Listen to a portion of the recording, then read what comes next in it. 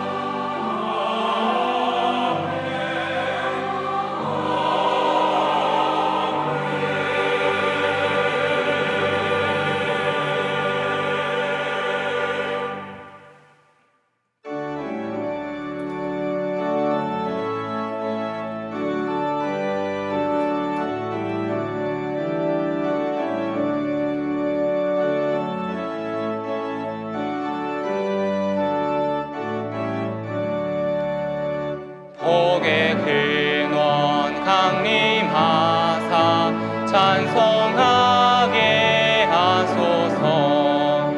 한량 없이 자비하심 증량할 길 없도다.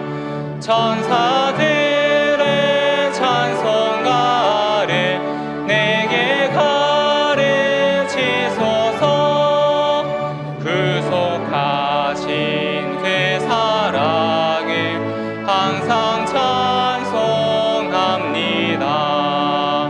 주의 크신 도움 받아 이때까지 왔으니 이와 같이 천국에도 이르기를 바라네. 하나님의 품을 떠나 죄에 빠진 우리를 예수 구원하시려고 보혈을 흘려주셨네. 주의 귀한 은혜 받고 일생 빚진 자 되네. 주의 은혜 사슬 회사 나를 주께 매소서. 우리 마음은 연약하여 범죄하기 쉬우니 하나님이 받으시고 천국인을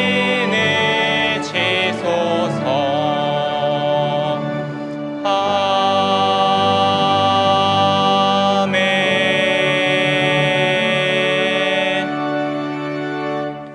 지난 한 주간 우리의 삶을 돌아보며 침묵으로 참회의 기도를 드리겠습니다.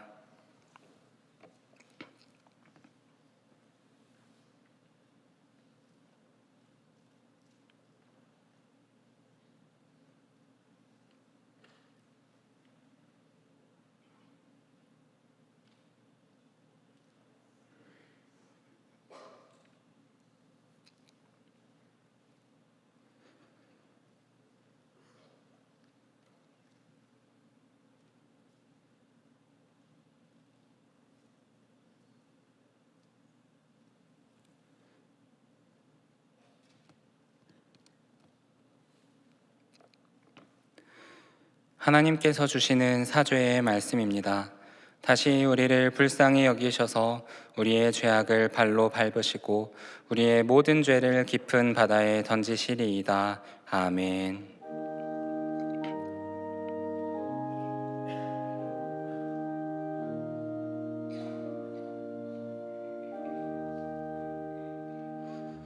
나는 전능하신 아버지 하나님, 천지의 창조주를 믿습니다. 나는 그의 유일하신 아들, 우리 주 예수 그리스도를 믿습니다. 그는 성령으로 잉태되어 동정녀 마리아에게서 나시고 본디오 빌라도에게 고난을 받아 십자가에 못 박혀 죽으시고 장사된 지 사흘 만에 죽은 자 가운데서 다시 살아나셨으며 하늘에 오르시어 전능하신 아버지 하나님 우편에 앉아 계시다가 거기로부터 살아있는 자와 죽은 자를 심판하러 오십니다. 나는 성령을 믿으며 거룩한 공교회와 성도의 교제와 죄를 용서받는 것과 몸의 부활과 영생을 믿습니다. 아멘.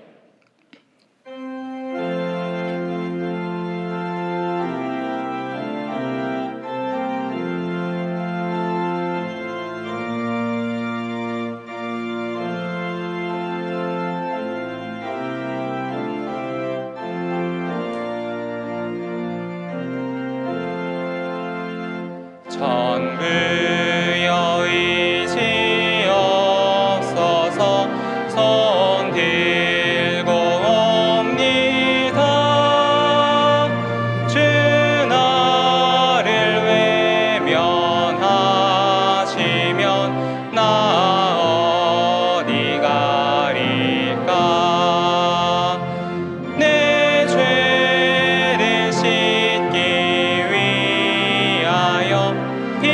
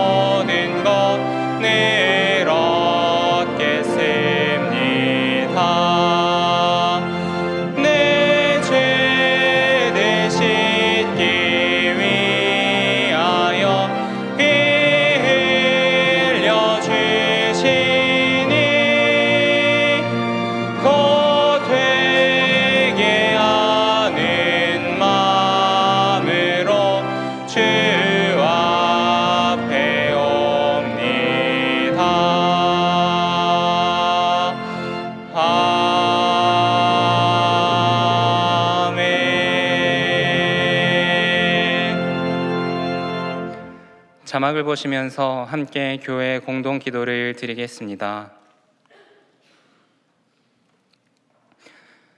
사랑과 자비의 하나님, 브라질에서 사역하시는 김경환, 김재훈 선교사님의 목회자 가정 상담과 현지 빈민촌 구제 사역을 통해 하나님의 사랑과 복음이 더욱 풍성히 전해지게 하옵소서. 전도 폭발 훈련을 통하여 복음을 전하는 방법을 체계적으로 배움으로써 한 영혼의 구원을 위해 헌신하는 성도가 되게 하옵소서. 기독교 복음 매체들이 세속적 가치관에 휘둘리지 않고 십자가의 복음과 성경적 진리로 거룩한 영향력을 전파하게 하옵소서. 담임 목사님의 가정과 사역을 축복하옵소서. 주여 우리를 불쌍히 여기소서. 주여 우리를 불쌍히 여기소서. 주여 우리를 불쌍히 여기소서. 이제는 나라와 작정한 한 영혼을 위하여 그리고 환우들을 위하여 기도를 드리겠습니다. 사랑의 하나님, 우리의 나라를 불쌍히 여겨주셔서 하나님의 사랑과 정의를 바로 세워 주시옵소서. 우리가 주님의 복음을 전하기 위해 작정한 영혼을 위하여 기도할 때 복음이 전해지게 하시고 전도의 열매가 맺히게 하옵소서. 고통 중에 있는 환우들과 함께하여 주시고 질병이 떠나가는 치유의 역사가 있게 하여 주시옵소서. 우리의 기도에 응답하시고 감사의 삶을 살아가도록 인도하여 주시옵소서.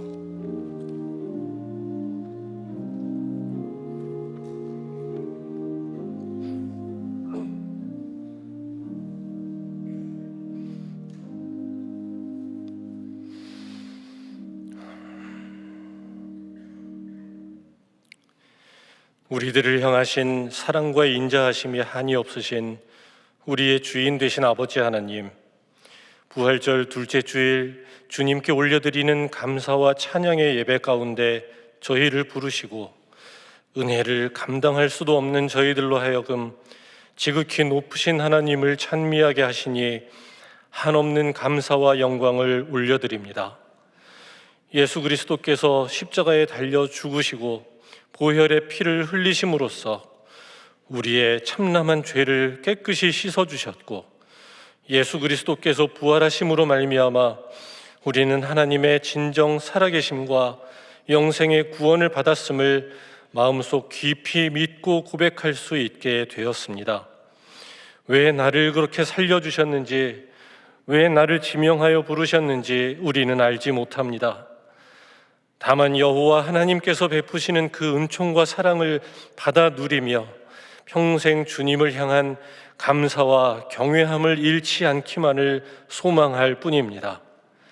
우리는 주님 앞에 형통한 삶, 평안한 인생만을 구합니다.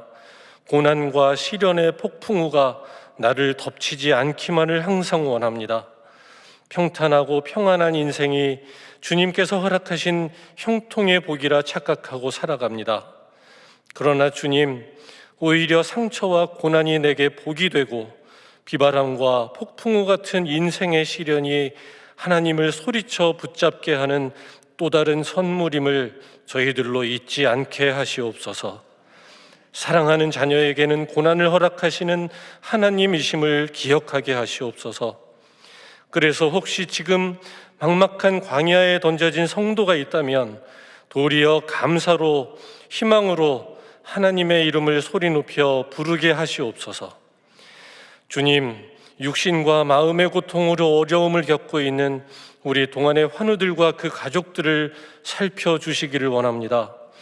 난치병과 싸우는 우리 성도들이 낙심하고 포기하지 않도록 죽은 자도 살리시는 주님께서, 생명의 주인 되신 주님께서 그들의 연약한 손을 붙잡아 일으켜 주시옵소서.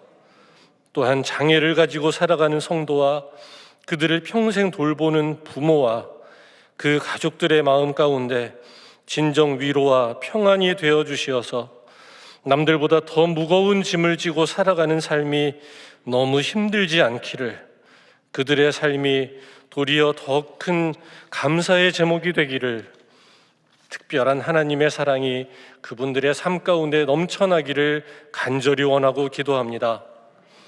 온 성도들이 정성을 다해 부활절 기쁨 나눔 상자를 모았습니다.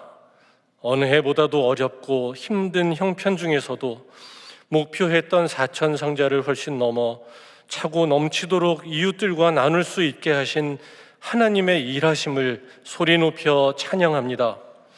주님의 명령하신 이웃사랑의 사명을 이토록 충성스럽게 순종하고자 애쓰는 우리 동안의 성도들을 향해 주님 위대하신 손을 들어 마음껏 축복하여 주시옵소서. 엘리야 선지자를 통해 사르밧 과부의 가루와 기름이 떨어지지 않게 하셨던 하나님의 역사를 우리 모든 성도들도 다 같이 경험하게 하여 주실 줄 믿습니다. 사랑하는 김영준 담임 목사님을 하나님의 장중에 붙잡아 주시기를 원합니다. 영육간에 함께 하시는 하나님의 은혜가 우리 목사님을 더욱 강건하게 하시옵소서. 마음과 육신이 힘을 얻어 이 귀한 동안제단을 말씀으로 먹이는 일에 조금도 어려움 없게 하여 주시옵소서. 또한 담임 목사님의 은퇴와 후임 목사님을 청빙하는 일을 앞에 두고 사람의 어떠한 생각이나 의견도 기도보다 앞서지 않기를 간절히 원합니다. 오로지 하나님의 뜻하시는 바를 잘 분별하고 인도하심 따라 순종하며 나아가는 우리 동안교회 될 수 있도록 주님, 우리 교회를, 우리 성도들을 지키시고 함께하여 주시옵소서. 매 주일마다 정성으로 준비하여 하나님께 영광의 찬송을 올려드리는 시온 찬양대와 동안 오케스트라를 특별히 기억하시어서 이 세상 어느 노래보다도 아름다운 곡조로 주님을 찬양하는 저들의 주님 향한 사랑을 기쁘게 받아주시옵소서. 예배를 위해 기도하고 애쓰고 수고하는 교역자님들과 많은 봉사자들의 수고를 함께 올려드리오니 주님, 이 또한 기쁘게 받으시고 영광을 누리시옵소서. 이 모든 말씀 오늘의 힘이 되시고 내일의 소망 되시는 우리 주 예수 그리스도의 이름으로 기도드립니다. 아멘.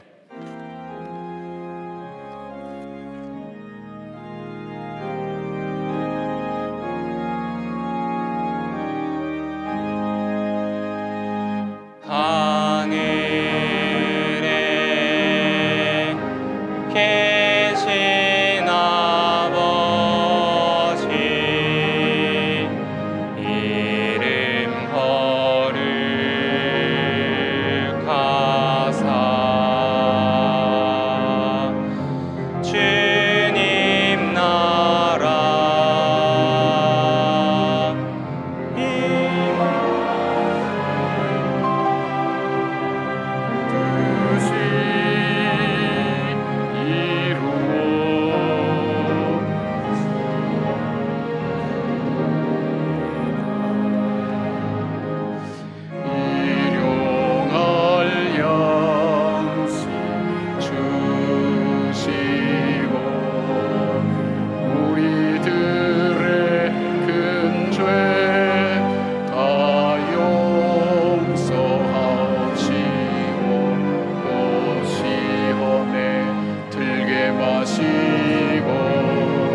악에서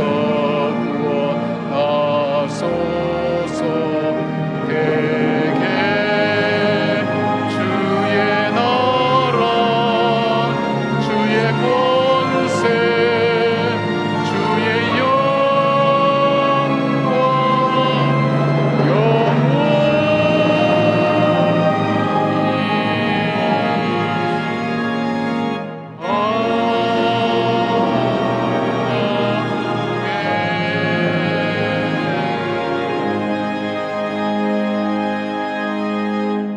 참 좋으신 하나님, 우리를 사랑하시되 독생자 예수 그리스도를 십자가에 못 박혀 우리 죄를 씻어주시고 구원해 주실 만큼 우리를 사랑하시고 포기치 아니하시는 하나님, 그 사랑 기억하고 감사하며 시간과 장소를 구별하여 주의 백성들이 모여드리는 이 예배 후에 친히 임재하여 주시고 주님 영광 홀로 받아 주시옵소서.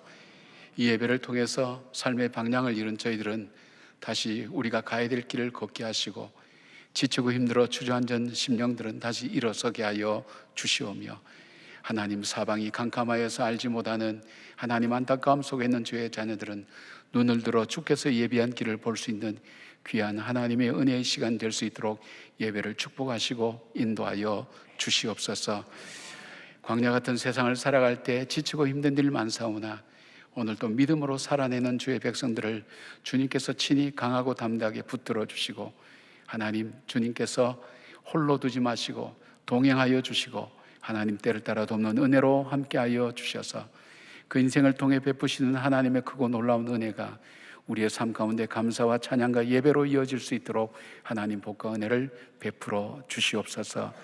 귀한 예물을 구별하여 드렸습니다. 예물 속에 주님을 사랑하는 마음, 주님께서 나의 구세주와 주님 되시는 고백, 그리고 주님의 사역 앞에 함께 헌신하고 하나님 참석하기를 원하는 간절한 마음을 담아서 올려드렸사오니 아버지, 예물이 쓰여지는 곳에 주님 영광 받으시고 생명이 살아나는 놀라운 은혜가 있도록 함께하여 주시오며, 조금도 허투루 쓰여지지 않도록 주님께서 지켜주시고 보호하여 주시옵소서. 또한 드리는 손길을 축복하여 주셔서 저들이 어려운 중에도 힘든 중에도 주님을 기억하고 예물을 올려드렸사오니 아버지, 기억하여 주셔서 저들의 삶에 때를 따라 돕는 하나님 은혜로 인생의 삶이 메마르지 않도록 도와주시고, 가정과 가족과 모든 관계와 그리고 하나님 물질의 하나님 주님께서 풍성함과 은혜를 베풀어 주셔서 물질 때문에 범죄하거나 하나님 물질 때문에 고통당하지 않도록 아버지 붙들어 주셔서 오히려 복되고 유익하게 사용할 수 있도록 은혜와 하나님께서 평강을 허락하여 주시옵소서.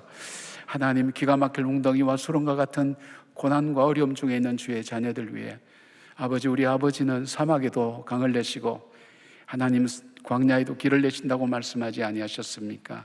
저들의 길을 열어주시고 저들의 삶을 하나님 평안케 하여 주셔서 저들이 나갈 길을 걸어가게 하시고, 내가 만든 길이 아니라 주께서 만드신 그 길을 걸어가는 믿음의 걸음 걸어갈 수 있도록 오늘도 용기와 힘과 지혜를 더하여 주시옵소서. 질병으로 고통당하는 주의 자녀들이 있습니다. 이 시간 주님, 주민의 피 묻은 손으로 안찰하여 주셔서 깨끗게 하여 주셨고, 오랜 질병으로 믿음 약해지지 않도록 도와주시고 오히려 주 앞에 더 가까이 가게 하시고 회복시키시고 치료하시는 하나님의 이적과 하나님 기적을 경험하고 체험하고 고백할 수 있도록 하나님 붙드시고 인도하여 주시옵소서. 재정적으로 하나님 힘들지 않도록 도와주시고 가족들이 지치지 않도록 하나님 붙들어 주시오며, 하나님 산소망 되신 주님 바라보며 소망 가운데 걸어갈 수 있는 삶이 되게 하시고 고기를 설 수 있도록 주여 함께하여 주시옵소서. 주님만이 영광 받으신 예배 되기를 원하고 예수님의 이름으로 기도드리옵나이다. 아멘. 선결한 인간의 아이디어나 이상이 아닙니다. 하나님이 명령 내리시는 것입니다. 하나님이 보내시는 것입니다. 따라서 선교는 해도 되고 안 해도 되는 것이 아닙니다. 기분 내키면 하는 것이 아닙니다. 선교는 반드시 해야 합니다.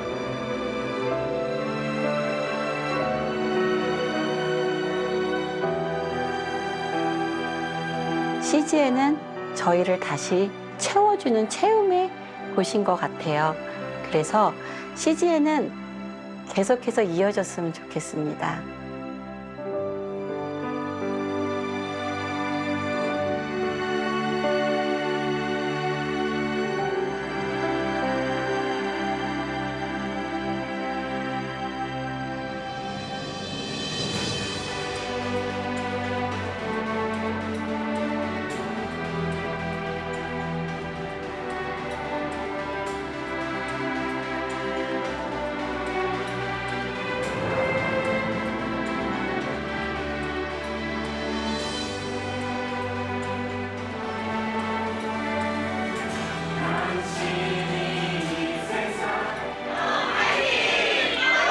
많은 분들이 농어촌 교회들을 생각하면서 추진해 주신 거에 너무 감사하고 후원자들이 많아서 이런 일들이 더 많이 일어날 수 있었으면 좋겠습니다.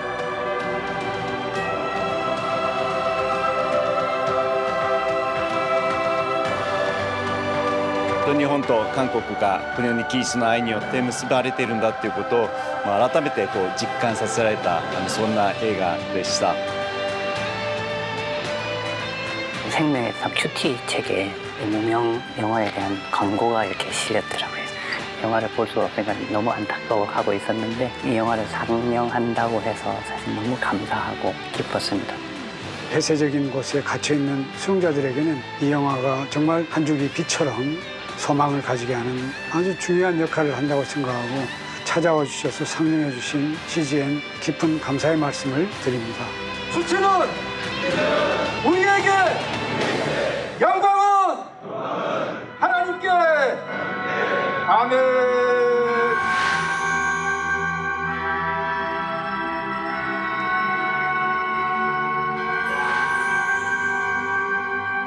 우리 CGN TV 격려의 박수 한번 하십시다. 예.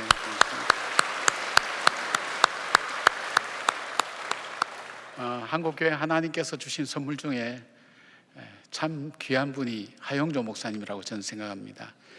예, 목사님은 안목이 있으시고 영안이 뜨셔서 선교에 열정을 가지신 분입니다. 그래서 만드신 것이 이 미디어와 이 문화가 굉장히 중요하구나 하는 것을 아시고 20여 년 전에 이 CGN TV를 만드셨습니다. 그리고 문서 선교가 중요하다는 것을 알고 두란노 소원을 만들었습니다. 이 하영조 목사님에 의해서 시작된 그 하나님께 순종하는 그 삶은 오늘 이 기독교가 이 미래를 준비하는 굉장히 중요한 밑거름이 된 것을 보게 됩니다. CGN TV가 우리 하 목사님 통해서 시작할 때는 저 오지에 아무도 생각하지 못했던 위성으로 이 방송을 쏘아서 오지의 선교사님들, 세계 각국에 있는 선교사님들이나 또 방송을 접할 수 없고 또 이 복음을 들을 수 없는 그분들에게 복음이 전파되도록 그렇게 했습니다. 네, 하 목사님 돌아가시면서 이 유지를 잘 이어야 되겠다, 더 확장해야 되겠다는 생각으로 한국교회 성도들과 함께 기도하며 시작하면 좋겠다 생각하고 우리 다음 세대를 위한 귀한 프로그램들을 제작하고 만드는 일에 마음의 결단을 하고 고민하던 중에 처음으로 우리 교회가 바로 그 일에 함께 참여했던 그런 귀한 역사를 갖고 있습니다. 우리 교회가 CGN TV가 처음으로 성도들의 기도와 방송 후원에 대한 시작을 했던 교회이기도 합니다. 그래서 어느 교회보다도 CGN 우리 교회를 참 귀하게 생각하고 오늘 방문해 주셨습니다. 여러분 들어오시면서 작정서 이렇게 받으셨을 텐데 한 구자에 10,000원씩이니까 여러분께서 힘드시더라도 기독교 방송과 문화가 계속 전달될 수 있도록 여러분께 소원하는 마음으로 이렇게 너무 또 평생 하겠다 이러면 부담이 되니까 1년이면 1년 하겠다, 2년이면 2년 하겠다 여러분 정하셔서 참여해 주시면 이 방송이 계속 이어지게 되고 또 우리가 함께 참여하는 그런 사역들이 될 것입니다. 제가 지금 우리 교회가 예배드리는 이 상황들이 이 TV 방송국 하나하고 극동방송 이렇게 두 군데 나가는데 이 선교비를 다 냅니다. 그러니까 쉽게 말하면 방송 비용을 다 우리가 지불을 하죠. 근데 CGN TV는 그렇게 하지 않습니다. 저희들이 드리는 것이 아무것도 없습니다. 대신 CGN TV는 성경험을 한다고 해서 아무나 방송하는 것이 아니라 정말 한국교회에 필요한 분들의 메시지를 전하는 일에 또 프로그램을 짜는 일에 순수하게 그런 사역들을 합니다. 저희 교회가 그냥 공짜로 이 설교를 이렇게 함께 나눌 수 있고 예배를 나눌 수 있다는 것에 대해서 미안한 마음도 있죠. 빚진 마음도 있습니다. 그 빚진 마음을 여러분들이 좀 갚아주시면 좋겠습니다. 분위기가 이상한 것 같은데 우리 서로 인사하고 하십시다. 우리 좌우로 보면서 주님의 평강을 기원합니다. 주님의 평강을 기원합니다. 예, 선포하십시다. 잘 되고 있습니다. 잘 되고 있습니다. 격려하십시다. 기도하면 됩니다. 기도하면 됩니다. 예, 고맙습니다. 여러분께서 내려가실 때 그렇게 좀 모금할 때 참여해 주시고 또 2층에서는 인생 네컷이라서 가족 사진을 찍어 드립니다. 또 가족 사진도 찍으시고 특별히 오늘 저녁에는 영화를 상영하는데 이 영화는 무명이라고 이렇게 영상을 통해서 보셨지만은 이 한국의 구한말에 민비가 시해당했다는 그런 이야기를 듣고 이 복음을 이렇게 받아들이고 믿고 있는 일본인들, 이름 없는 일본인들이 한국에 와서 바로 이 복음을 전했던 바로 그 내용을 다룬 영화입니다. 굉장히 감동적이고 우리에게 선교에 대한 도전을 주는 거죠. 우리 하영정 목사님 말씀하신 것처럼 선교는 반드시 해야 되는 일이라고 말씀하신 것처럼 그런 도전을 주는 귀한 하나님 우리 볼 수 있는 영화입니다. 근데 오늘 저녁에 여러분 꼭 오셔서 7시부터 방송되니까 오셔서, 그러니까 방송 송출은 되지 않습니다. 그러니까 우리가 영상으로는 볼 수 없지만 오셔서 함께 영화를 보시고 또 귀한 도전 받는 그런 시간 되셨으면 좋겠습니다. 그리고 또 하나 여러분께 감사드린 것은 지난 주일날 부활절 기쁨 나눔 상자가 마감 날짜였는데 한 2,000 상자 조금 넘어서 우리가 목표로 한 4,000 상자는 힘들겠다고 생각하고 있었습니다. 그리고 성도님들이 보니까 우리가 이 고난주간 지나고 부활절 특세 지나고 저도 보니까 봉투가, 헌금 봉투가 6개인가 그렇게 되더라고요. 그러니까 우리 성도님들 삶이 어려운데 더 이상 이것 가지고 점점 힘들게 할 수는 없겠다 생각하고 여기에 만족하고 우리가 그렇게 하면 좋겠다 생각하고 여기까지만 하자고 그렇게 생각했어요. 저희들이 19년 동안 해오면서 이렇게 미달되기는 처음이라고 생각해서 마음도 아팠지만, 그러나 우리 성도님들이 어려운 중에도 하는 것을 알기 때문에 그냥 감사함으로 받자고 했어요. 그런데 한 분이 그러시더라고요. 목사님, 오늘 밤에 기적이 일어날지 모릅니다 그러더라고요.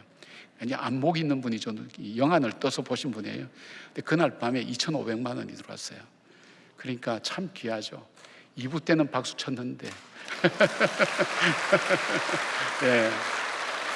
네, 얼마나 감사한데요. 그래서 참 우리 교회는 특별히 뭐 잘 살고 기업도 크게 하는 분들도 없는데 여러분이 그냥 십실반 모아서 부활의 기쁨을 이 귀한 선물에 담아서 전달할 수 있고, 전화도 오시고 그래요. 너무 고맙다고, 매번 이렇게 해줘서 고맙다고 그렇게 하고, 우리 구청장님도 동안교회가 우리 구에서 참 귀한 교회라고 그렇게 격려해 주시고 그랬어요. 바로 우리 성도님들, 귀한 성도님들 때문에 제가 칭찬을 많이 받았습니다.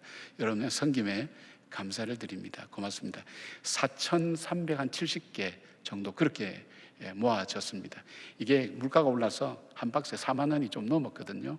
그런데 여러분 함께 해주셔서 너무 감사드립니다. 기쁜 소식 전해드리고요. 전도폭발 훈련에 여러분들을 초청합니다. 복음의 뼈대가 형성되는 이 전도폭발 훈련에 여러분 한번 도전해 보시기를 바랍니다. 그리고 저희 교회는 소망부가 있습니다. 이 장애인 부서인데 이 장애인 부서가 세워진 지 금년이 30년이 되었습니다. 굉장히 오랫동안 그동안 이 장애인들을 섬기면서 우리가 함께 그 가족들과 더불어서 신앙생활하며 살아왔던 시간들이 30년이 되었습니다. 30주년의 귀한 역사를 우리가 사진에 담아서 우리가 2층의 갤러리에 전시하고 있습니다. 그리고 우리 장애인들이 찍은 손도장 찍은 것도 다 있고요. 그래서 이분들이 참 위로받고 격려받고 우리 한 공동체가 되어서 함께 사역했던 그런 흔적들을 보게 되고요.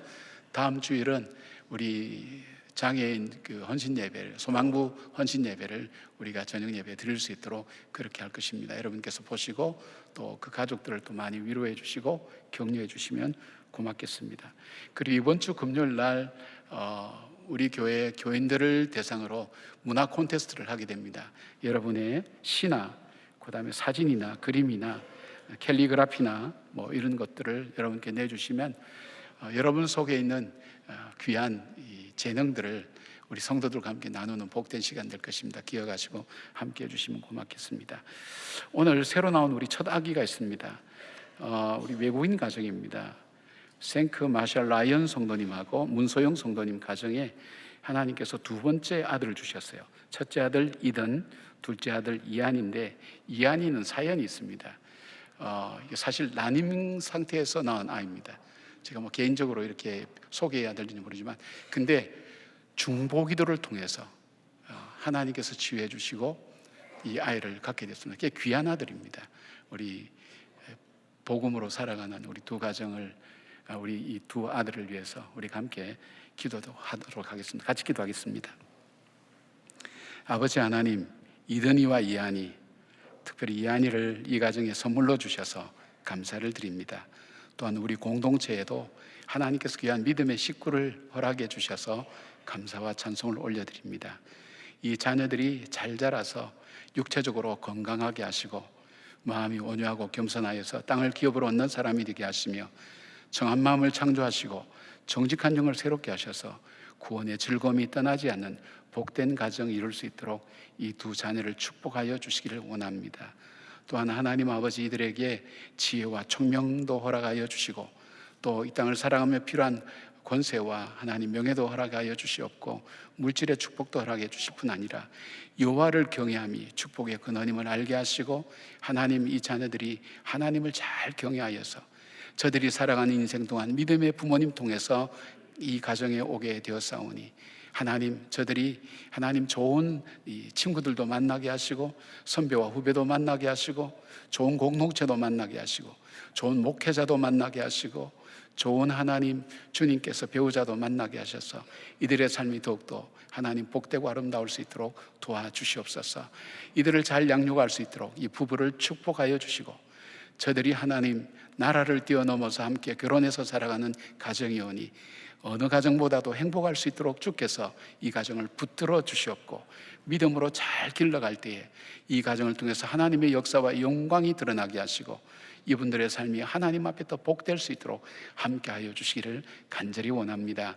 하나님, 우리 함께 기도하는 우리 성도들 가정 위에 태의 하나님 열매를 기다리는 가정들이 있습니다. 주께서 그 태를 열어주시고 간절한 기도에 응답하여 주시고 연락하여 주시기를 간절히 원합니다. 또한 자녀들이 믿음의 배우자 만나도록 기도하는 가정도 있사오니 그 은혜도 베풀어 주시고 함께하여 주시옵소서. 축복하는 모든 사람들 마음속에 주께서 약속하신 축복이, 동일한 축복이 가정마다 임하게 하여 주시옵소서. 우리 주 예수 그리스도의 이름으로 축복하며 기도드리옵나이다. 아멘.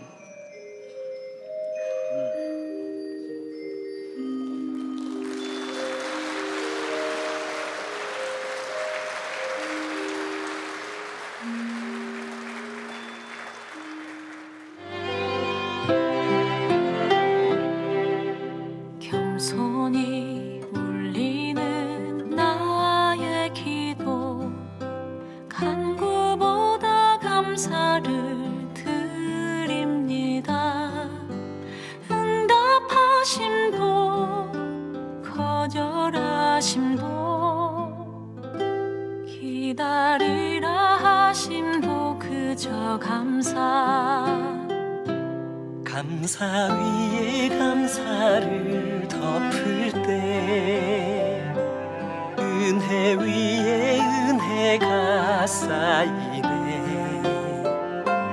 모든 일에 감사, 모든 순간에 그리 아니하실지라도 감사.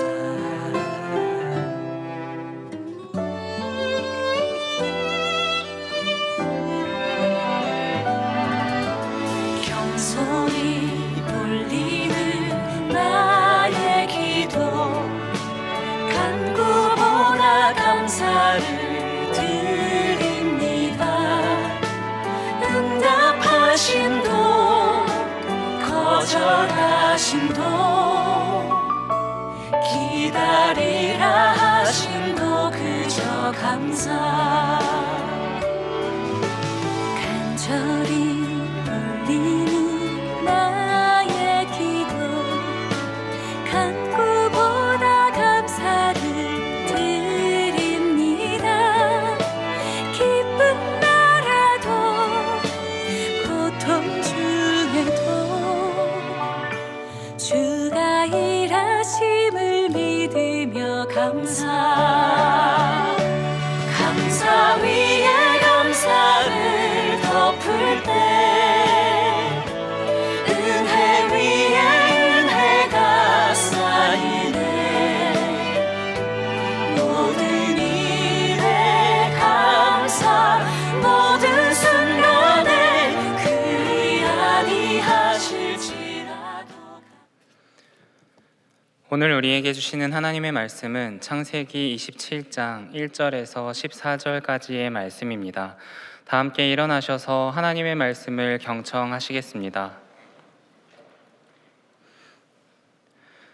이삭이 나이가 많아 눈이 어두워 잘 보지 못하더니 맏아들 에서를 불러 이르되 내 아들아 하매 그가 이르되 내가 여기 있나이다 하니 이삭이 이르되 내가 이제 늙어 어느 날 죽을는지 알지 못하니 그런즉 내 기구 곧 화살통과 활을 가지고 들에 가서 나를 위하여 사냥하여 내가 즐기는 별미를 만들어 내게로 가져와서 먹게 하여 내가 죽기 전에 내 마음껏 내게 축복하게 하라. 이삭이 그의 아들 에서에게 말할 때에 리브가가 들었더니 에서가 사냥하여 오려고 들로 나가매 리브가가 그의 아들 야곱에게 말하여 이르되 내 아버지가 내 형 에서에게 말씀하시는 것을 내가 들으니 이르시기를 나를 위하여 사냥하여 가져다가 별미를 만들어 내가 먹게 하여 죽기 전에 여호와 앞에서 내게 축복하게 하라 하셨으니 그런즉 내 아들아 내 말을 따라 내가 내게 명하는 대로 염소떼에 가서 거기서 좋은 염소 새끼 2마리를 내게로 가져오면 내가 그것으로 내 아버지를 위하여 그가 즐기시는 별미를 만들리니 내가 그것을 내 아버지께 가져다 드려서 그가 죽기 전에 내게 축복하기 위하여 잡수시게 하라. 야곱이 그 어머니 리브가에게 이르되 내 형에서는 털이 많은 사람이요 나는 매끈매끈한 사람인즉 아버지께서 나를 만지실진대 내가 아버지의 눈에 속이는 자로 보일지라 복은 고사하고 저주를 받을까 하나이다. 어머니가 그에게 이르되 내 아들아 너의 저주는 내게로 돌리리니 내 말만 따르고 가서 가져오라. 그가 가서 끌어다가 어머니에게로 가져왔더니 그의 어머니가 그의 아버지가 즐기는 별미를 만들었더라. 이것은 하나님의 말씀입니다. 아멘.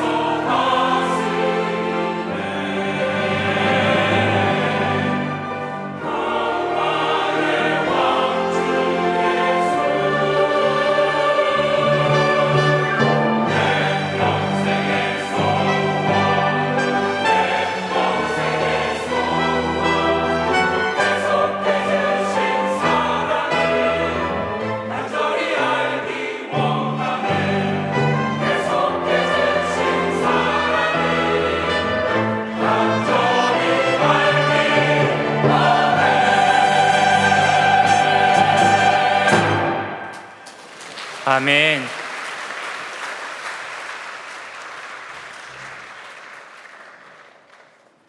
예, 귀한 찬양 감사합니다. 우리 마음을 하나님의 말씀 앞에 열 수 있도록 함께 찬양해 주신 우리 청성가대에 감사를 드립니다. 우리 인생을 살면서 공통적인 소원이 있다면 복 받으면서 살아보는 것, 그것이 아마 소원일 것입니다. 저도 마찬가지니까요. 그래서 동양문화권에서는 복 받은 사람은 어떤 사람인가 할 때 그게 5가지를 얘기해서 오복이라고 그렇게 얘기하죠. 오래 사는 것, 물질적인 풍요, 몸이 건강한 것, 덕을 쌓아서 사람들에게 존경받는 인품을 갖추는 것, 그리고 제명대로 살다가 죽는 것을 그렇게 말합니다. 성경에서 뭐라고 말씀하고 있는가? 우리 시편 1편에 보면 복 있는 사람은, 그리고 이제 복 있는 사람에 대한 말씀을 할 때 제일 먼저 시냇가의 신군나무처럼 시절을 쫓아 열매를 맺는 사람. 조금 더 부언하면 우리 인생은 살면서 맺어야 될 열매가 있습니다. 그러니까 젊을 때도 그렇고 나이 들어서 그렇고요. 우리가 평안할 때도 그렇고 우리가 곤고하고 어려울 때도 맺어야 될 열매가 있습니다. 그 열매를 맺고 사는 사람, 그 사람이 복된 사람이다. 그 다음에 바람에 나는 겨처럼 헛된 인생을 살지 않는 것. 실컷 노력하고 애썼는데 살고 보니까 헛된 인생, 내가 헛발질하고 살았구나. 참 험한 인생이죠. 인생을 돌아볼 때 정말 나는 의미 있게 살았구나. 그렇게 살 수 있는 사람. 의인의 삶, 즉 하나님의 형상을 닮은 사람, 사람답게 사는 것. 사람, 인간답다고 그러죠. 사람답게 사는 삶. 그리고 하나님께서 인정하시는 형통한 삶을 사는 삶을 성경에서는 말씀하고 있습니다. 오늘 본문은 장자의 복을 둘러싸고 벌어지는 이야기를 26장에 이어서 계속 다루고 있습니다. 여러분이 아시는 것처럼 이삭과 리브가의 아들 쌍둥이가 태어났는데 에서와 야곱입니다. 에서가 먼저 태어났죠. 장자의 복은 주로 맏아들에게 주어졌는데 그 복이 뭐냐면 부모 유산을 다른 형제보다 2배로 받을 수 있다는 것과 가문의 대표권과 리더십, 그리고 하나님의 언약을 이어받는 영적 계승권이 주어지는 것입니다. 그런데 문제가 뭐냐면 이 장자권에 장남인 이 에서에게 있는 이 장자권을 쌍둥이 동생인 야곱이 형의 장자권을 탐내면서부터 문제가 생기는 것입니다. 그래서 26장의 야곱은 형이 에서의 약점을 이용해서 팥죽 한 그릇에 장자권을 사버립니다. 그리고 오늘 나눌 27장은 야곱이 아버지를 속여서 에서가 받을 장자의 축복을 자신이 가로채어서 일어나는 일들을 다루고 있습니다. 이 사건은요, 결국 이 가정의 4식구를 다 실패자로 만들고 피해자로 만들었습니다. 이삭은 에서에게 축복하려 했지만 실패했고, 에서는 자기가 받을 복을 야곱에게 빼앗기고 회복하려고 했지만 그것도 실패했고, 야곱은 형의 분노를 피해 집을 떠나 멀리 외삼촌 라반의 집으로 도망할 수밖에 없었고, 리브가는 일로 인해서 무려 며칠만 갔다 오라고 했던 이 야곱이 무려 20년 동안 이 아들을 보지 못하는, 그래서 그의 표현에 의하면 2 아들을 잃어버렸다고 그렇게 얘기합니다.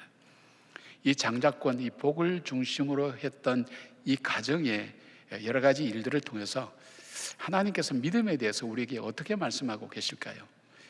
우리가 믿음의 복, 우리가 영적으로 말하면 영적인 장자권을 받는 그 축복의 사람은 어떤 사람인가 하는 것을 오늘 우리에게 말씀해 주고 있습니다. 어떤 사람일까요? 첫 번째 보면 영적으로 어두워지지 않아야 됩니다.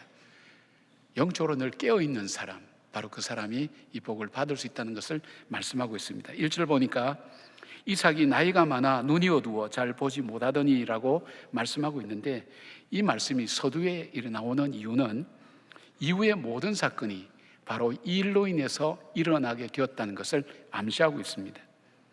여기서 이삭이 나이가 많아 라고 말할 때에 요셉의 나이를 역으로 계산해서 보니까 이때 이 야곱의 나이가, 이삭의 나이가 137세라고 그렇게 계산이 나옵니다. 그리고 에서와 야곱은 77세쯤 되었다고 그렇게 이야기됩니다.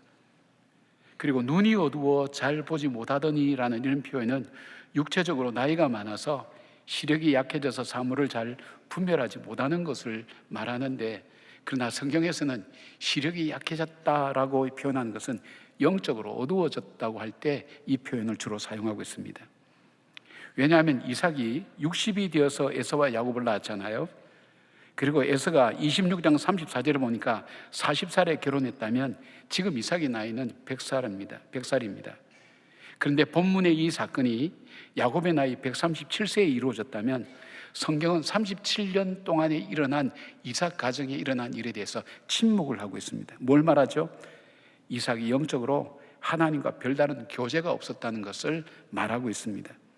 영적으로 어두워졌다는 것을 말하죠. 사무엘상에 보면 엘리 제사장에게는 2 아들 홈니와 비느하스가 있었는데, 이 2 아들이 성전에서 봉사하는 여인을 농락하고, 그리고 하나님께 드릴 제물을 하나님께 드리기 전에 자기 임의로 갖고 가서 먹었습니다. 그런데 엘리 제사장이 분명하고 바르게 훈계하지 못하고 그냥 주의만 주어서 계속 범죄하게 함으로써 하나님의 진노를 사게 됩니다. 이 이유를 사무엘상 3장 2절에 이렇게 말씀합니다. 엘리의 눈이 점점 어두워가서 잘 보지 못하는 그때라고 얘기합니다. 영적으로 어두워졌다는 것이죠. 나이가 들어서 시력이 안 좋은 것만 표현하는 것이 아니라 하나님과의 영적인 교제가 끊어져서 영적으로 어두워져 있다는 것을 말합니다. 반면에 신명기 34장 7절 보니까 모세가 죽을 때에 나이 120세라 그의 눈이 흐리지 아니하고 기력이 쇠하지 아니하였도다라고 말씀합니다. 하나님과 늘 교제하며 동행했던 모세는 영적으로 깨어 있어서 하나님께서 하신 말씀에 순종했어요. 너는 저 가나안 땅에 못 들어간다 그럴 때 그걸 받아들였어요. 하나님 말씀을 받아들일 줄 아는, 순종할 줄 아는 마음. 그리고 후계자 여호수아를 세우고 자신이 해야 할 일을 끝까지 완수했던 사람, 그 모세에 대해서는 바로 눈이 흐리지 아니하였다, 기력이 쇠하지 아니하였다, 그렇게 말합니다. 영적으로 깨어 있어야 하나님 뜻을 순종할 수 있고요, 사물을 분별하는 지혜가 계속해서 보존되는 것을 말합니다. 그러면 이렇게 이제 장황하게 영적으로 우리가 깨어 있어야 된다는데, 나는 정말 영적으로 깨어 있는가 하는 것을 우리가 좀 체크를 해봐야 됩니다. 우리가 어떻게 체크해 볼 수 있는가 하면, 영적으로 무뎌진 사람, 영적으로 어두워진 사람에게 나타나는 삶의 현상들이 있습니다. 그러니까 첫 번째가 뭐냐 하면 자기 중심이 되어버립니다. 4절 말씀 보면 이삭이 에서를 향해서 말합니다. 자기가 나이가 들어 언제 죽을지 알 수 없으니 자기를 위해서 별미를 만들어 오면 축복하겠다고 그렇게 이야기를 합니다. 근데 3절 4절에 보면 내가, 나라는 단어가 몇 번 나오는가 하면 5번이나 연속해서 나옵니다. 원어상에는 7번이나 나오게 됩니다. 계속 나, 내가, 나의 이런 부분을 표현하고 있습니다. 철저하게 나라는 단어로 어떻게 되죠? 자기중심적인 생각, 그리고 자기 삶의 기준이 절대화되어가는 그런 어떤 삶의 모습을 보여주고 있습니다. 누가복음 12장 17절부터 19절까지 보면 어리석은 부자의 이야기 나오는데, 주님께서 어리석은 부자라고 했던 이 사람의 특징도 마찬가지입니다. 또 내가 내 영혼에게 이르되 여러 해 쓸 물건을 많이 쌓아뒀으니 평안히 쉬고 먹고 마시고 즐거워하자. 여기에 나라는 표현이 여기도 5번 정도 나옵니다. 그리고 자기밖에 모르고요, 자기 영혼도 물질로서 평안하게 만들 수 있다고 그렇게 생각하는 사람입니다. 돈이면 다다고 생각하는 사람이죠. 창세기의 모든 사건의 시작은요, 하나님이 주옵니다. 근데 영적으로 어두워지면 내가 주인이 되고 나의 기준이 삶의 선택 기준이 됩니다. 여러분은 무엇을 선택하고 결정할 때에 하나님께 여쭤보고 하나님의 뜻을 따라서 여러분이 분별하고 결정하고 선택하는가 하는 것을 한번 돌아보시면, 나는 나 중심으로 되어 있다는 거지. 그러니까 이게 나 중심이 된 사람의 특징은요, 고집이 셉니다. 자기를 꺾을 줄 모릅니다. 내려놓을 줄 모르고 양보할 줄 모르고 배려할 줄 모릅니다. 그런 마음이 저와 여러분 속에 자리 잡고 있다면 한 번쯤은 내가 영적으로 무뎌져 있지는 않는가 한번 체크해 보는 것도 굉장히 중요합니다. 두 번째, 영적으로 무뎌진 사람, 어두워지면 물질 중심적으로 되어버립니다. 오늘 이삭은 자기가 축복하는 그 아들에게 별미를 만들어 먹고 하겠다고 그렇게 이야기합니다. 여기 보면 내가 즐겨 먹는 별미라고 그랬습니다. 먹는 것에 집착을 하고 있습니다. 나이가 연세가 들면요, 이 먹는 것에 많이 집착합니다. 입맛이 떨어지기 때문에 그렇잖아요. 갈수록 국이 짜진다고 하는데 사실은 그 입맛을 잃어버리기 때문에 그렇습니다. 언제가 우리 교회에서 이렇게 우리 목요일마다 하는 청정교실과 어떤 교회 프로그램이 상충되어서 청정교실을 한 주 쉬어야 되겠다 할 때 그러면 안 된다 그랬어요. 왜냐하면 연세 드신 분들에게 있어서 따뜻한 한 끼 밥은요, 그냥 단순한 밥이 아닙니다. 굉장히 중요합니다. 그것이 보약과 마찬가지입니다. 굉장히 많은 비중을 차지합니다. 삶에 있어서. 그만큼 그렇게 됩니다. 그래서 결국 그 프로그램을 잘 조정해서 청춘교실이 계속 이어질 수 있도록 그렇게 했습니다. 이 물질에 집착하게 되면 이렇게 우리가 보통 탐욕, 탐식 이렇게 이야기할 수 있는데, 어른이 아니라 노인이 되어버리고 있다는 것이죠. 우리가 나이가 들면 노인도 되고 어른도 되지 않습니까? 근데 나이가 들었는데 어른이 된 사람이 있고 노인이 된 사람이 있습니다. 어떤 사람이 노인이고 어떤 사람이 어른입니까? 노인은 자기밖에 모르는 사람, 자기 입맛에 충실한 사람, 자기 중심적으로 생각하는 사람은 노인이 되는 거예요. 왜냐하면 경험도 많고 인생에 확신도 많으니까 주장이 강한 거예요. 고집이 세요. 양보를 하지 않아요. 그러니까 이 노인이 되는 거예요. 근데 이 어른이 된다는 건 뭘까요? 그럼에도 불구하고 다른 사람을 배려할 줄 알고 자기의 본능과 자기 삶에 부족한 것을 영적인 것과 잘 밸런스 맞추어서 배려할 줄 알고 사랑할 줄 아는 사람, 이 어른입니다. 그러니까 이 영적으로 어두워졌다 할 때는 우리가 노년이 되지 어른이 되어 있지는 않죠. 근데 이것이 연세만 드신다고 해서 그런가? 그런 건 아닌 것 같아요. 젊은 사람들도요, 노년이 많아요. 젊은 사람도 어른이 있는가 하면 나이 드신 분들도 어른이 없는 분들도 있습니다. 한번 돌아보십시오. 나는 정말 다른 사람을 배려하고 사랑하고 그 다음에 내 삶을 잘 조종해서 서로 조화롭게 그렇게 살아가는가. 이게 물질 중심이 되죠. 세 번째는요, 영적으로 어두워지면 조급해지고 충동적이 됩니다. 지금 이삭이 자기가 언제 죽을지 모른다고 말하죠. 근데 지금 이삭 나이가 137살이라 그랬잖아요. 35장에서 28절에 보면 이삭이 180세에 죽습니다. 앞으로 43년이나 더 살게 되는데 죽음에 대해서 조급해지고 여유가 없게 되죠. 영적으로 어두워지면 충동적이고 조급해지는 그런 성품이 나타납니다. 사랑하는 여러분, 우리가 영적으로 무뎌질 때는 우리가 맺어야 될 인생의 복된 열매를 맺지 못하고요, 하나님의 뜻보다는 자기 생각과 자기 뜻대로 살아가는 인본주의적 삶을 살 수밖에 없다는 거예요. 저는 이것을 이렇게 부릅니다. 신앙인 속에 있는 불신앙의 공간이라고 그렇게 부릅니다. 우리가 예수 믿는 것 같고 잘 사는 것 같지만 사실은 우리 속에 믿지 않는 불신앙의 공간이 있다는 거예요. 사랑하는 여러분, 여러분은 영적으로 깨어 있어서 정말 사람들이 기뻐하고 하나님이 영광 받으시는 영적 어른으로 세워지는 여러분들 되시기를 주님의 이름으로 축복합니다. 네. 두 번째로 볼 수 있는 것은 이 사건을 통해서 깨달아야 될 영적인 지혜는 하나님 뜻은 반드시 이루어진다는 확신과 믿음이 있으셔야 됩니다. 인간의 성공과 지혜, 때로는 실패와 고통이 우리 삶 속에 있지만 그럼에도 불구하고 하나님의 계획하신 뜻은 반드시 이루어지는 것을 믿어야 됩니다. 그래서 우리 모두가 사랑하는 말씀이 우리가 이 모든 일이 합력하여 선을 이룬다는 말씀을 참 좋아하잖아요. 하나님 뜻이 이룬다는 것을 보게 됩니다. 에서와 야곱 두 아들에 대한 하나님의 계획이 뭘까요? 하나님 뜻이 뭘까요? 이 리브가가 임신을 했을 때 자기 배가 심상치 않습니다. 그래서 리브가가 하나님 앞에 기도합니다. 하나님, 이게 대체 어떻게 된 일입니까? 내 배 안에서 뭔가 전쟁이 일어난 것 같습니다. 그럴 때 하나님이 두 가지를 말씀하세요. 너 뱃속에 두 민족이 있다는 것, 그리고 큰 자가 작은 자를 섬긴다는 것, 이것이 하나님의 뜻이었습니다. 그런데 이삭을 한번 보죠. 이삭은 하나님의 언약의 말씀을 그가 들었어요. 알고 있어요. 그럼에도 불구하고 그는 본능적으로 에서를 사랑했어요. 그 에서를 부를 때 내 아들아 이렇게 불러요. 이 내 아들아는 히브리어 이 의미 속에는 내가 정말 귀하게 여기고 사랑하는 내 아들아, 이런 표현이 담겨 있어요. 그냥 꿀이 뚝뚝뚝 떨어지는 그런 표현이죠, 그죠? 내 아들아.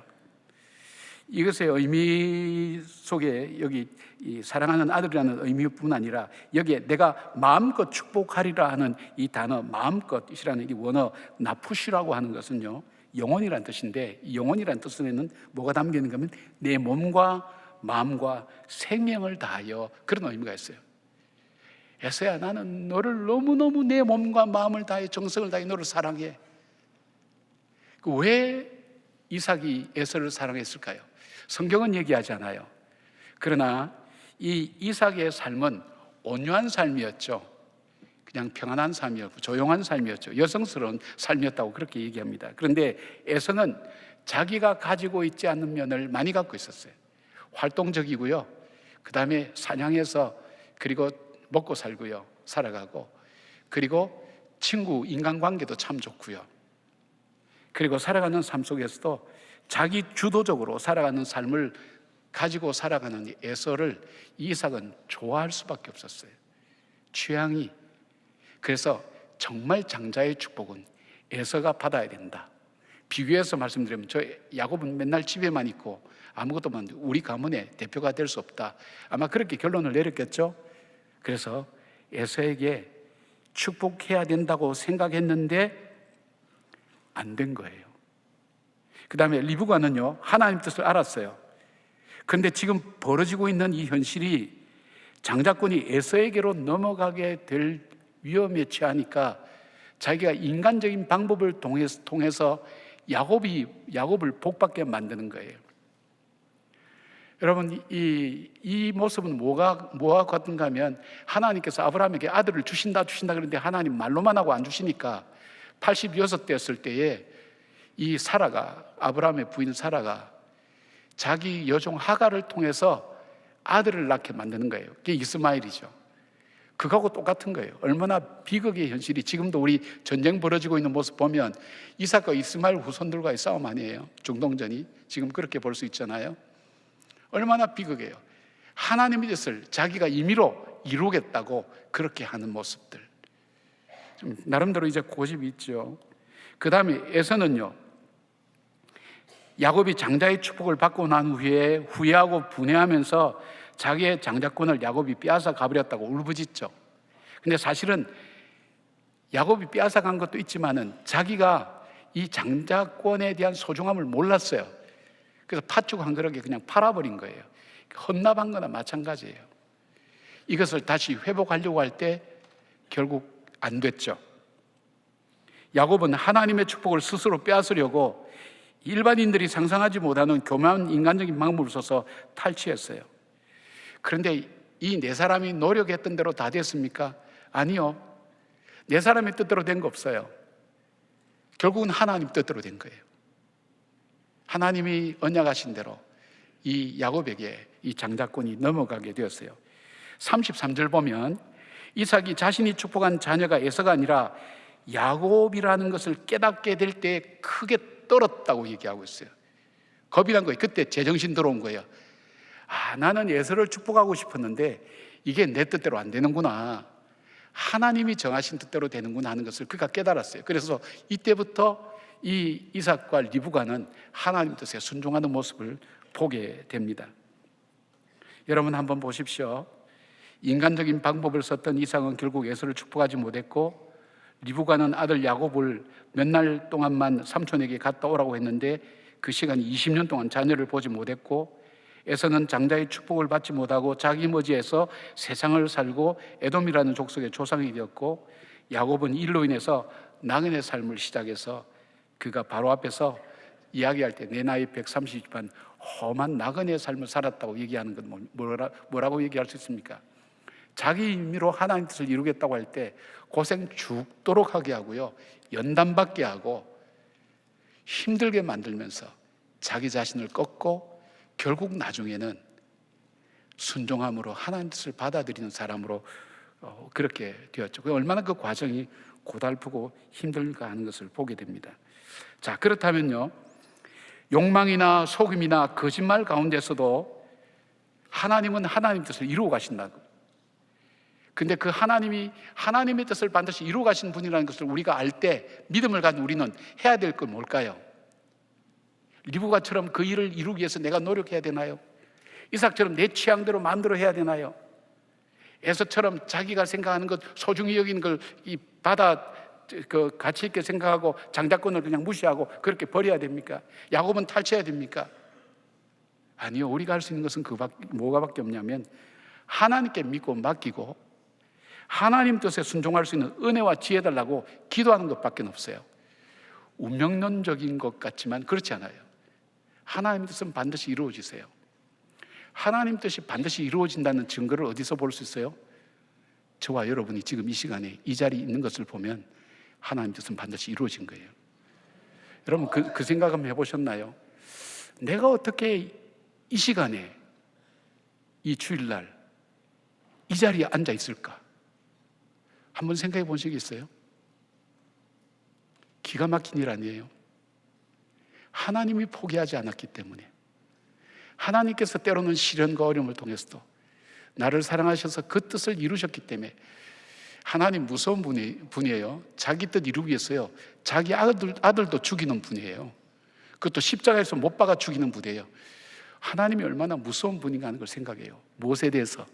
우리를 사랑하는 일에 있어서, 우리를 구원하는 일이 있어서, 우리를 포기하지 않는 일이 있어서 하나님 무섭도록 인간에게 맹세할 필요가 없는 하나님이 맹세하시면서도 그 언약과 그 뜻을 이루어 가시는 분이라 할 때 우리는 그 하나님은 하나님의 뜻, 그 뜻을 이루어 가시는 분이라는 것을 우리가 믿게 되잖아요. 그래서 성경은 이렇게 얘기해요. 그 하나님은 그러지만 고집불통에다가 자기 마음대로 한다 그러지 않았어요. 이스라엘 백성들은 하나님 뜻이 고달프고 힘들었지만 그 하나님은 선하시고 인자하시다 그랬어요. 선하시고 인자하신 하나님, 그 하나님 뜻 앞에 나를 맡기고 하나님 뜻에 순종하게 해달라고 기도하는 것, 그것이 바로 우리가 해야 될 일입니다. 시편 37편 5절에 이렇게 말씀합니다. 내 길을 여호와께 맡기라. 그를 의지하면 그가 이루시고, 그렇게 말씀하고 있어요. 인생의 모든 것을 다 맛본 이 솔로몬은 잠언 3장 5절 7절에 이렇게 고백합니다. 너는 마음을 다하여 여호와를 신뢰하고 내 명철을 의지하지 말라.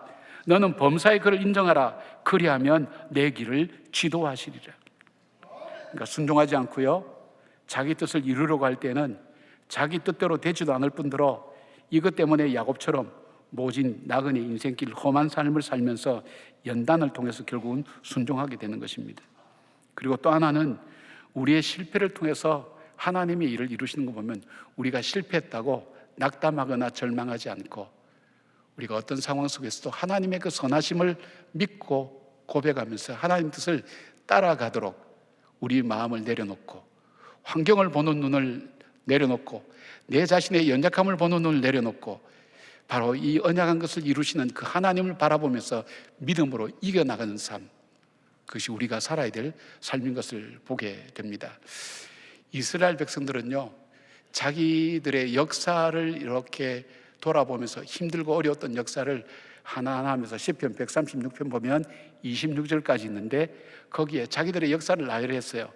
그리고 그 끝에 뭐라고 붙였는가 하면 그 하나님의 인자하심이 영원하다 그랬어요. 꼭 그 표현을 해요. 지금 저희 가정은 일주일에 한 절씩 묵상하면서 헌금 드리면서 그 한 절씩 한 절씩 그렇게 묵상하고 있어요. 하나님의 인자심이 영원하다고, 흔들림이 없다고, 나를 향한, 우리를 향한 하나님의 그 인자심이 우리에게 영원하다는 것. 하나님 뜻은 어떻게 알 수 있죠? 하나님 말씀을 통해서 알 수 있습니다.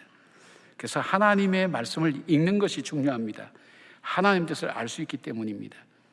그래서 우리는 하나님 뜻을 분별하고 내 고집과 내 욕심과 내 의지와 내 취향대로 살지 않고 하나님의 뜻대로 살도록 구하고 순종할 마음을 달라고 기도하며 살아가는 것이 하나님의 뜻은 반드시 이루어진다고 믿는 사람들이 살아가는 삶의 방법입니다. 하나님 뜻 반드시 이루어진다는 것 분명히 믿으시고 그 증거가 나 자신이라는 것도 여러분 생각하시고 하나님 뜻 앞에 순종하고 나를 내려놓고 상황을 따라가지 말고 말씀을 따라 살아가는 저와 여러분 되기를 주님 이름으로 축복합니다. 세 번째로요, 믿음의 복을 받을 수 있는 사람은 언약의 축복을 붙들고 살아야 됩니다. 룻이 자기 시어머니 나오미를 붙잡듯이 일이나 어떤 때나 어떤 상황이나 하나님 말씀 붙들어야 됩니다. 믿음의 이야기를 다루고 있는 아브라함, 이삭, 야곱에게는 동일한 공통점이 있어요. 그것은 그들의 인생 속에 새로운 것은 없다는 거예요. 아브라함이 겪은 것을 성경은 의도적으로 이삭에게 그대로 일어나는 것을 보여주고 있어요. 그리고 아버지 부모를 속인 이 야곱은 자기 아들들한테 속아서 오랜 세월 슬픔으로 지내야 되는 것을 그대로 보여주고 있어요. 이렇게 반복되는 것을 보여주는 이유가 뭘까요?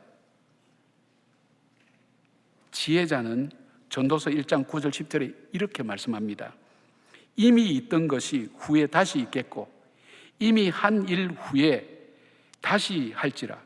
해 아래는 새 것이 없나니 무엇을 가리켜 이르기를 보라 이것이 새 것이라 할 것이 있으랴. 우리가 있기 오래전 세대들에게도 이미 있었느니라. 이전 세대들이 기억됨이 없으니 장래 세대도 그 후 세대들과 함께 기억됨이 없으리라. 지혜자가 깨달은 게 뭘까요? 헤아려 새 것이 없다는 거예요. 그렇다면 오늘 내가 내 인생을 처음 사는 것처럼 이렇게 살고 있지만 이거 옛날에 이미 선조들이 살아왔던 삶의 방식이라는 거예요. 삶의 경험이라는 거예요. 그리고 내 자녀들도 마찬가지 동일하게 겪는다는 거예요. 이게 공통적으로 인생이라는 게 뭔가 얘기하는 우리 일반적인 얘기들이 몇 가지 사자성어로 몇 개로 나눠볼 수 있어요. 뭐냐면 여러분, 생로병사라는 우리의 삶의 트랙이 있어요. 사람은 태어나고요, 병들고요, 늙고요, 죽습니다. 이 트랙을 벗어날 사람은 아무도 없어요. 저와 여러분이 시간의 차이나 정도의 차이는 있지만 이 트랙을 벗어날 수가 없어요. 또 하나 인생을 설명해 주는 게 있다면 희노애락이에요. 우리의 삶을 구성하는 걸 보면 즐거워하는 것도 있고요, 화날 때도 있고요, 슬퍼할 때도 있고요, 기뻐할 때도 있다는 거예요. 인생을 살면서 인간이 느끼는 감정은 이 네 개의 틀 안에서 이루어진다는 거예요. 예외가 없죠. 그리고 또 하나 있다면 인생 무상이에요. 인생 무상이라는 것은 인생을 늘 변한다는 겁니다.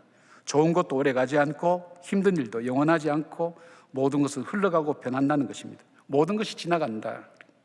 그래서 인생은 헛되고 덧없음을 말합니다. 이것이 바로 우리가 살아가는 인생의 수레바퀴입니다.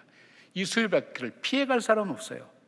그런데요, 여기서 본문에서 보여주는 에서의 삶과 야곱의 삶의 차이가 나타나는 거예요. 에서도 큰 민족을 이루었죠. 에돔 족속의 조상이 되죠. 창세기 36장 보면 이스라엘보다 왕정을 먼저 형성하고 외적으로 매우 번성한 민족이었지만 결국은 이스라엘을 대적하는 민족이 되어서 하나님의 심판의 대상이 되었죠. 야곱은 어떻습니까? 삼촌 속이며 비록 속이면서 형의 장자권을 빼앗는 인생을 살고 에서의 칼날을 피해서 나그네 생활을 하며 외삼촌 삼촌의 집에서 20년간 죽도록 고생하고 많은 세월 동안 연단을 받죠. 13명의 자녀가 갈등 가운데 살아가지만 결국은 요셉과 재회하고 가족들이 민족을 형성하는 출발점이 되고 믿음으로 자손을 축복하며 자기 인생을 마감하고 하나님의 축복의 언약을 잇는 사람이 되었어요. 야곱의 인생을 보면 실패와 고난의 연속이었는데 결국은 하나님께서 야곱을 만드셔서 하나님의 언약의 자녀로 삼으신 거예요. 이러한 인생의 차이가 어디에서 나타날까요? 에서는요, 자기 힘을 의지하며 살았어요. 활을 쏘며 사냥하며 육신의 삶을 살았어요. 그 아버지가 에서에 대해서 기도할 때 너는 칼을 믿고 생활하겠다 그랬어요. 여러분, 성경에 보면 에서의 나쁜 점이 별로 나오지 않습니다. 그리고 인간관계도 좋고요, 남자다운 모습으로 살아갑니다. 근데 또 하나 발견할 수 있는 것은 에서가 어렵고 힘들고 이해가 안 되고 복잡하고 얽히고 억울한 일 당할 때에도 하나님께 가까이 갔다는 얘기는 없어요. 자기 힘 의지하고 산 거예요. 내 인생은 나의 것, 내가 풀어가겠다, 그런 마음으로 살아가겠죠. 그렇게 살아갔어요. 그러나 세상적으로는 잘 사는 것처럼 보였지만 그도 결국은 생로병사와 희노애락과 인생무상의 수레바퀴를 벗어나지 못하고 허무한 인생을 살았게 됐어요. 반면에 야곱은 어떻게 살았어요? 위기와 어려움이 그의 삶에 끊이지 않았죠. 삼촌에게 10번이나 사기를 당하고요, 사랑하는 아내를 얻는데 무려 14년의 세월을 기다려야 했고요, 자기 자신을 붙들고 살다가 결국은 환두뼈가 부러지는 평생 장애를 안고 살아야 됐어요. 형과 화해를 했지만 세겜 사람들에 의해서 딸이 어려움을 당하게 되고 야곱의 아들들이 세겜 사람들을 잔인하게 죽이면서 비극적인 현실을 맞이하게 됐어요. 그러나 그의 삶이 고난과 시련과 어려움과 위기 가운데 그가 보여줬던 것은 하나님께로 더 가까이 나는 기회로 삼은 거예요. 하나님께 더 가까이 가는 계기로 삼았어요. 그가 절망적일 때 생각해 냈던 걸 뭘까요? 베델로 올라가자. 그가 이 요셉이 살아있다는 애굽으로 갈 때도 하나님 앞에 기도할 때 어떻게 했어요? 내가 잃으면 다 잃어버리리라 그랬죠. 예? 자기 아들 베냐민도 각오할 때 내가 잃으면 다 잃어버리리라. 어떻게 했어요? 그 하나님을 의지하는 거예요. 야곱은 남의 복을 빼앗는 사람이에요. 근데 자기가 잃으면 잃겠다, 잃어버리면 다 잃어버리겠다. 그건 놀랄만한 변화 아니에요. 그에게서는 모든 일마다 때마다 고난과 시련이 올 때, 낙담될 때 그가 했던 것은 그것을 하나님께 더 가까이 가는, 하나님 말씀 언약을 더 붙들고 살아가는 삶의 계기로 삼았던 것을 보게 됩니다. 사랑하는 여러분, 27장 27절부터 29절로 보면 이삭이 이 야곱을 축복한 것처럼 하나님은 야곱의 삶을 책임져 주셨어요. 7년 대 기근과 흉년 가운데 사람들은 죽어나가는데 바로 이 야곱은요, 죽었다고 생각했던 요셉을 만나는 축복받았어요.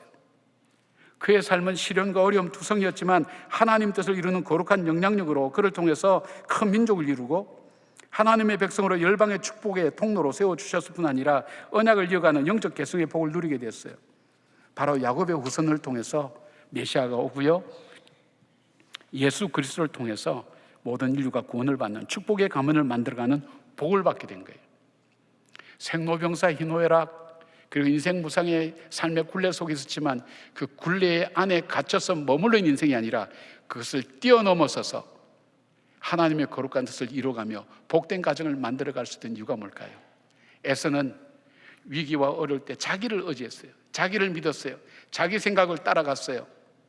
환경을 따라가고 자기 마음을 따라갔어요. 그러나 야곱은 그 어려움이 있을 때 그때 하나님 앞에 더 가까이 가는 계기로 삼았단 말이에요. 사랑하는 여러분, 우리 인생에 쉬운 인생이 어디 있습니까? 얼마나 어려우세요? 우리가 그때마다 신앙의 길에서 뛰쳐나가려고 했으면 지금 이 자리에 없죠. 힘들고 어려울 때도 여러분께서 하나님께 더 가까이 가고 하나님 뜻이 더 무엇인가, 하나님 앞에서 주님을 믿는 그 믿음으로 살려고 하는 그 결단과 헌신의 모습이 오늘 여러분의 모습이 되고 앞으로 여러분을 통해서 복과 은혜를 나누는 여러분의 후손들의 모습이 될 것입니다.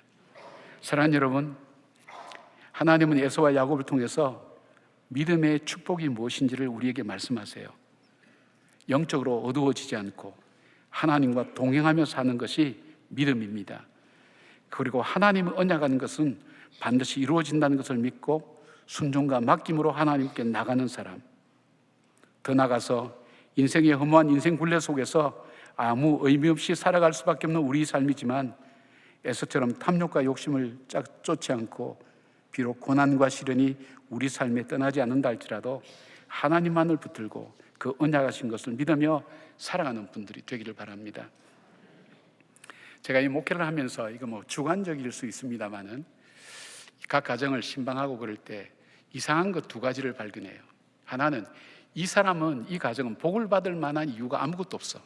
제가 볼 때는 뭐 여러분 가정을 막 비판하고 판단하는 그런 게 아니라 제가 볼 때는 이 가정은 근데 왜 이렇게 평안하지? 일이 잘 풀리지? 그러면 그 가정 속에 반드시 기도의 제사장이 있어요. 선조의 믿음이 있는 것을 보게 돼요. 그 흐름으로 살게 되는 거예요. 저도 4살 때 어머니가 이제 교회 가면서 보니까 저도 이제 그런 어떤 혜택을 받았죠. 그러니까 쉽게 말하면 이게 모태신앙이란 분들이 바로 그런 분들이죠. 어쩌다 모태신앙이 됐는가? 저 사람은 어떤 시련을 주어도, 어떤 좋은 걸 주어도 절대 안 변할 것 같으니까 하나님께서 아예 신앙을 내장시켜서 이 땅에 내보내주신 거예요. 그게 모태신앙이에요. 그러니까 모태신앙은 그래서 모태한다 그러잖아요. 그리고 좀 더 심하면 못된 신앙 뭐 이렇게 얘기하잖아요. 제가 폄하하는 게 아닙니다. 굉장히 소중합니다. 축복입니다. 얼마나 귀한지 모릅니다. 또 하나는 시련과 어려움을 겪으면서도 신앙의 길에서 멀어지지 않고 하나님 앞에 매달리는 사람이 있어요. 근데 하나 문제를 해결하면 또 하나 문제가 생기고 문제의 연속에 정신을 못 차릴 정도로 어려움을 겪는데도 불구하고 믿음으로 살아가는 사람이 있어요. 이 사람들은 뭐냐면 첫 때에 예수를 믿는 사람이에요. 그러니까 이 가정 속에, 가문 속에 비신앙적인 모습을 하나님이 고난을 통해서 하나씩 제거하는 과정인데 그걸 우리가 모르면 나는 예수를 믿어도 왜 이리 뒤지도록 복이 없냐, 왜 이리 힘드냐, 어렵냐 그런 생각하는 거예요. 근데 이분들은 하나님께서 하나님을 의심할 수 없는 이 경험을 주시기, 체험을 주시기 때문에 뒤돌아서서 가지를 못하는 거예요. 그러니까 앞으로 나가는 길밖에 없어요. 어려워도 하나님 의지하고 앞으로 나가는 길밖에 없어요. 그렇게 해서 걸어가는 분들이 있어요. 저희 어머니가 그랬어요. 전 가까이서 봤죠. 저희 가정 가문이 예수 믿는 사람이 없었어요. 근데 다 복음화 시켰어요. 근데 어머니가 마지막에 붙은 것은 기도였어요. 기도. 하나님이었어요. 하나님이 하신다는 거예요. 제가 그 덕을 보고 있습니다. 근데 이제 이게 뭐냐, 모태신앙으로 선조의 덕을 보는 사람은요, 그 복을 흘려보내야 돼요. 남보다 더 많이 베풀고, 남보다 더 많이 용서하고, 남보다 더 많이 헌신하고 봉사하셔야 돼요. 왜요? 그 복이요, 선조의 복이 내까지는 왔지만은 내 삶이 그렇게 되지 않을 때는 거기서 중단되는 거예요. 여러분, 이스라엘 백성이 광야 생활을 경험하며 하나님을 체험하고 만났던 그 세대는요, 가나안 땅에 들어가서도 하나님 배신하지 않았어요.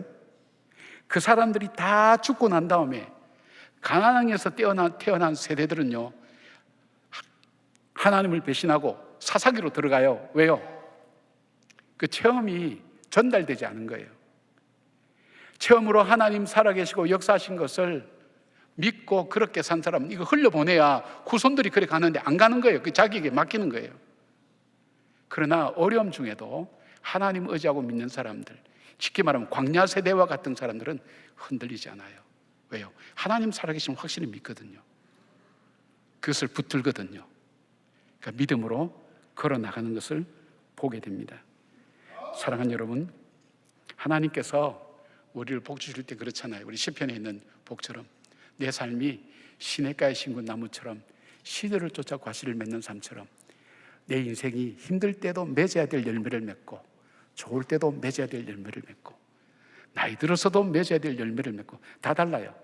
근데 자기 삶의 환경과 시절을 쫓아서도 인생의 아름다운 열매를 맺는 인생, 그것이 우리가 살아야 될 삶이 아닐까요? 좋을 때만 좋은 열매 맺나요? 그렇진 않죠. 어떤 사람은 시련과 아픔을 통해서 보석 같은 그런 열매를 맺는 사람들도 많아요.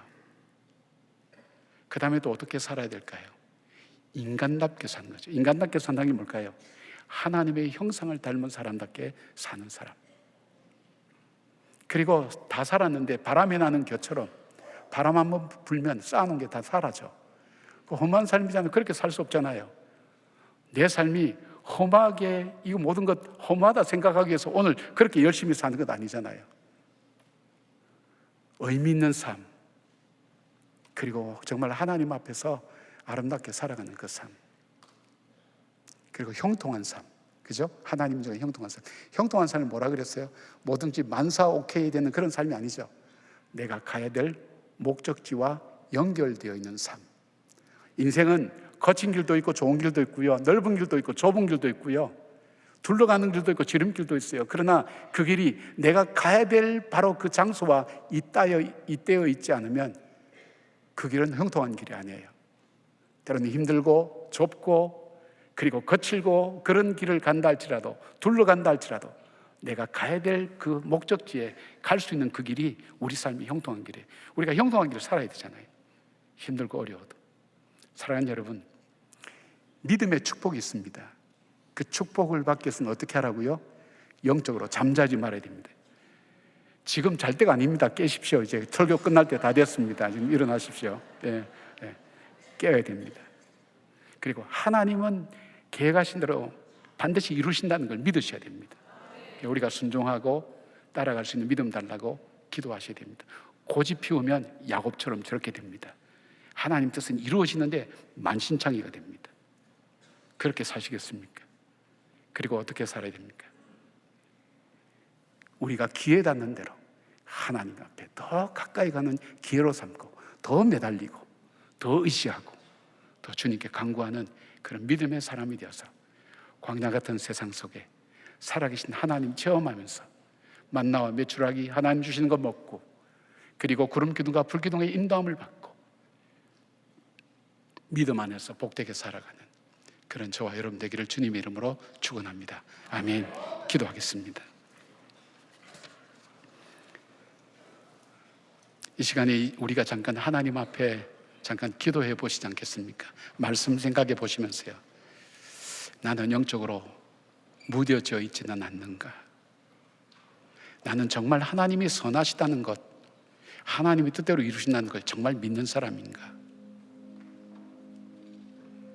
그리고 나는 어려울 때 튕겨져 나가고 저항하고 멀어져 가는 것이 아니라 어려울 때마다 더 가까이 하나님 붙들고 마치 때리는 엄마의 품을 파고드는 어린아이처럼 하나님 앞에 더 붙잡는 그런 신앙인가? 하나님, 내 신앙이 하나님 앞에서 참 믿음으로 복을 누리는 삶이 될 수 있도록 나를 붙들어 주십시오. 우리 주님 앞에 잠깐이지만 간절하게 진심을 담아서 아버지 부르시면서 그렇게 우리가 한번 기도해 보시지 않겠습니까? 우리 잠깐 기도하겠습니다. 아버지 하나님, 아버지,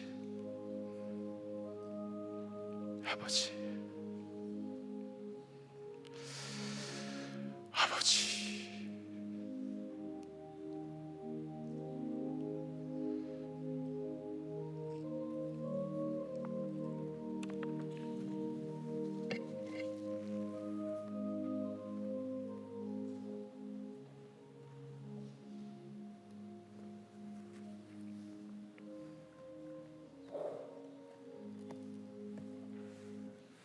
다 함께 일어나셔서 결단의 찬양 함께 하시겠습니다.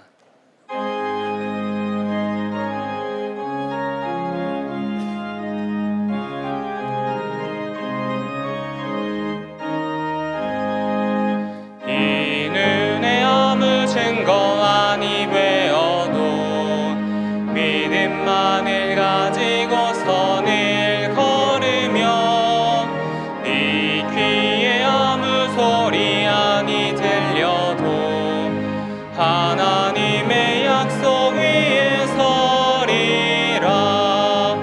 걸어가세 믿음 위에 서서 나가세 나가세 의심 버리고 걸어가세 믿음 위에 서서 눈과 귀에 아무 증거 없어도 이 눈이 보기에는 어떠하든지 이미 얻은 증거대로 늘 믿으며 이 맘에 의심 없이 살아갈 때에 우리 소원 주 안에서 이루리. 걸어가세 믿음 위에 서서 나가세 나가세 의심 버리고 걸어가세 믿음 위에 서서 눈과 귀에 아무 증거 없어도 주님의 거룩함을 두고 맹세한 주 하나님 아버지는 참 미쁘다. 그 귀한 모든 약속 믿는 자에게 능치 못할 무슨 일이 있을까. 걸어가세 믿음 위에 서서 나가세 나가세 의심 버리고 걸어가세 믿음 위에 서서 눈과 귀에 아무 증거 없어도. 4월 이달의 말씀을 함께 선포하시겠습니다. 여호와께서 자기 백성에게 힘을 주시며 여호와께서 자기 백성에게 평강의 복을 주시리로다. 아멘. 이제는 우리 주 예수 그리스도의 은혜와 우리 하나님의 사랑과 성령님의 감화 감동하심과 동행하여 주심이 믿음의 부여함을 받고 믿음으로 내 삶을 헤쳐나가고 주님의 인도함을 따라가는 하나님의 사람으로 살리라 다짐하는 주의 백성들 머리 위에 이 나라와 이 민족 위에 지금부터 영까지 함께 하시기를 간절히 축원하옵나이다. 아멘.